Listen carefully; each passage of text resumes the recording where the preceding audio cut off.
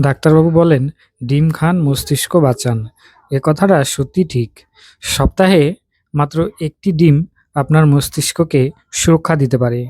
একটি নতুন গবেষণায় দেখা গিয়েছে, প্রতি সপ্তাহে একটার বেশি ডিম খেলে অ্যালজাইমার্স রোগের ঝুঁকি প্রায় ৪৭% পর্যন্ত কমে যেতে পারে। ডিমে রয়েছে কোলিন, লুটেইন এবং উচ্চমানের প্রোটিন। কোলিন মস্তিষ্কের কোষ এবং স্মৃতির জন্য অপরিহার্য। অন্যদিকে ডিমের কুসুমে থাকা অ্যান্টিঅক্সিডেন্ট লুটেইন মস্তিষ্কের প্রদাহ কমায়।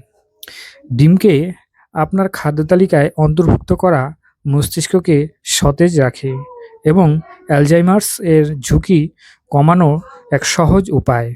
অর্থাৎ মস্তিষ্ককে যদি সতেজ ও ভালো রাখতে চান, কর্মক্ষম রাখতে চান, তাহলে মোটামুটি সপ্তাহে একটি ডিম খেতেই হবে আপনাকে।